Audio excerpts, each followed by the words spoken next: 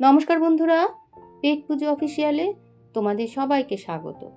আমার আজকের রেসিপি বাঙালির অতি প্রিয় কড়াইশুঁটির কচুরি। একদম পুড়ে ঠাসা হবে, বেলতে গিয়ে একটুও বেরোবে না বা ফেটে যাবে না। তাহলে চলো দেখে নিই আমার আজকের রেসিপিটা। সবার প্রথমে আমি কচুরি বানানোর জন্য 600 গ্রাম ময়দাকে খুব ভালো করে মেখে নিচ্ছি। আমি এখানে শুধু ময়দা দিয়ে করছি, তোমরা চাইলে আটা ময়দা দুটো মিশিয়েও করতে পারবে। এবারে এর ভেতরে দিয়ে দিলাম 1 চামচ নুন, 1 চামচ চিনি আর 4 চামচ সাদা রিফাইন্ড তেল। এবারে সমস্ত উপকরণগুলো ময়দার সাথে খুব ভালোভাবে মেশাতে হবে। ময়াম যত ভালো হবে কচুরি কিন্তু তত খাস্তা হবে। এরপর অল্প অল্প জল দিয়ে আমি ময়দাটাকে খুব ভালো করে ঠেসে ঠেসে মেখে নেব। অনেকে ময়দার ভেতরে সুজি ইউজ করে কচুরি খাস্তা করার জন্য, কিন্তু আমি যেভাবে বানাচ্ছি আমার এইভাবেই কচুরি খুব ভালো খাস্তা হয়, সেই জন্য আমি আর সুজিটা ইউজ করি না। আর ময়দা খুব ভালোভাবে মাখা হয়ে গেলে ওপরটা কিন্তু একদম স্মুথ হয়ে যায়। আমার ময়দা মাখা হয়ে গেছে, এবারে ঢাকা দিয়ে আধ ঘন্টা রেস্টে রেখে দেবো। ততক্ষণে আমি পুরটা তৈরি করে নেব।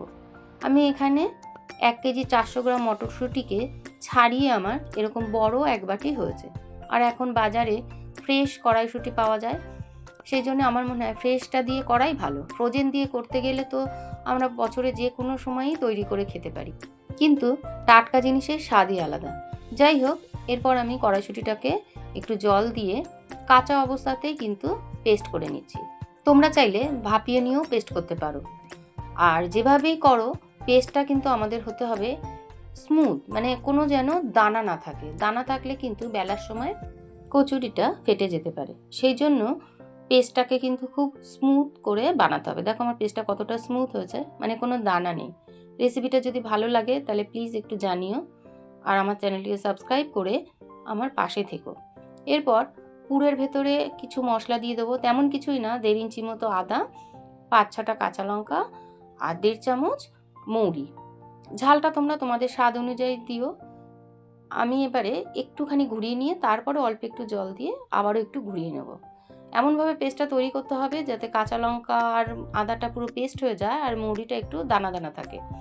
কচুরিটা খাওয়ার সময় যদি মৌরিটা একটু মুখে পড়ে তাহলে খুব ভালো লাগে। এরপর গ্যাসে একটা ফ্রাইং প্যান বসিয়ে দিলাম আর দিয়ে দিলাম 2 চামচ সাদা তেল। আর ফোড়নে দিয়ে দিচ্ছি 1 চামচ কালো জিরে আর 1 চামচ হিং। ফোড়ন দিয়ে যখন একটা সুন্দর গন্ধ বেরোবে তখন দিয়ে দিতে হবে আদা, কাঁচা লঙ্কা আর মৌরির পেস্টটাকে। আর এই সময় আমি গ্যাসের ফ্লেমটাকে কিন্তু রেখেছি হাই হিটেই। এবারে মশলাটাকে একটু কষিয়ে নেব যতক্ষণ না আদার কাঁচা গন্ধটা যাচ্ছে। তারপর দিয়ে দিতে হবে বেটে রাখা মটরশুঁটির পেস্টটাকে। আমি চাইলে মটরশুঁটির সাথে আদা আর কাঁচা লঙ্কা পেস্ট করতে পারতাম, কিন্তু তাতে কি হতো, আদার কাঁচা গন্ধটা কিন্তু থেকেই যেত, সেই জন্য আমি আলাদা করেই পেস্ট করেছি। একটুখানি ভেজে নেওয়ার পর দিয়ে দেবো 1 চামচ চিনি আর 1 চামচ নুন। পরিমাণ বুঝে নুন আর চিনিটা দিতে হবে। এরপর জলটা যখন একটু টেনে আসবে তখন দিয়ে দেবো 1 চামচ ছাতু। আমি এখানে বড় 1 চামচ ছাতু দিলাম। এই ছাতু দিলে কি হবে, যে পুরের মধ্যে যে এক্সট্রা জলটা থাকবে ছাতুতে সেই জলটা টেনে নেবে আর পুরটা একদম পারফেক্ট তৈরি হয়ে যাবে, একদম স্মুথ একটা পুর তৈরি হয়ে যাবে। তারপর যখন প্যান থেকে ছেড়ে আসবে তখন বুঝবে আমাদের পুরটা পুরো পারফেক্ট তৈরি হয়ে গেছে। আমার পুরটা রেডি হয়ে গেছে। এবারে আমি পুরটাকে একটা থালাতে নামিয়ে নিয়ে একটু ঠান্ডা করে নেব। আর এই কড়াইশুঁটির কচুরি কিন্তু নিরামিষ আলুর দমের সাথে খেতে ভীষণই ভালো লাগে।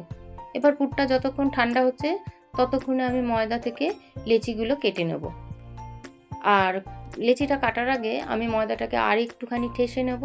ঠেসে নেওয়ার পরে লেচিটা এমনভাবে কাটবো যাতে খুব বড় হবে না আবার খুব ছোট হবে না। আমরা লেচি যেরকম কাটি ঠিক সেরকম না, অত ছোটও না, আর একটু বড়। যাই হোক, আমি ময়দা থেকে দেখো ঠিক এরকম সাইজের লেচিগুলো কাটবো, খুব বড়ও না আবার খুব ছোটও না। এইভাবে আমি প্রত্যেকটা লেচি কেটে নিয়েছি।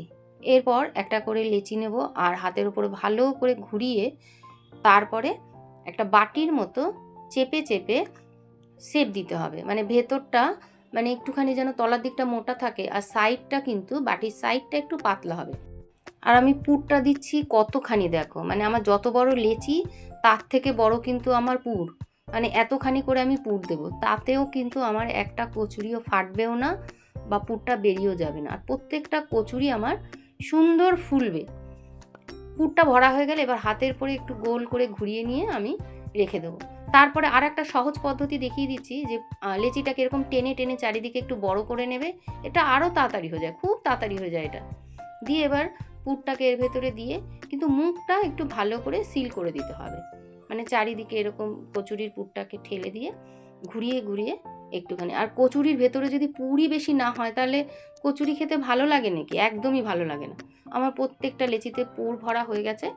এরপরে আমি একটু সাদা তেল ওপরে মাখিয়ে নেব। এতে কি হবে, আমার বেলতে যেহেতু সময় লাগবে সেই জন্য মানে ওপরে আর সর পড়ে যাবে না, সেই জন্য একটু তেল মাখিয়ে নিলাম। এবারে গ্যাসে আমি কচুরি ভাজার জন্য তেলটাকে গরম করে নিচ্ছি। তেলটা যতক্ষণ গরম হচ্ছে ততক্ষণে আমি কচুরিটাকে বেলে নেব। আর বেলবো কিন্তু হালকা হাতে, খুব বেশি প্রেশার দেওয়া যাবে না, প্রেশার দিয়ে বেললে কিন্তু কচুরি ফেটে যাবে। আর দেখো আমার কচুরিটা কত সুন্দর বেলা হচ্ছে, একটুও কিন্তু ফাটেনি। আমার প্রত্যেকটা কচুরি এরকম বেলা হবে, একটা কচুরিও ফেটে যাবে না।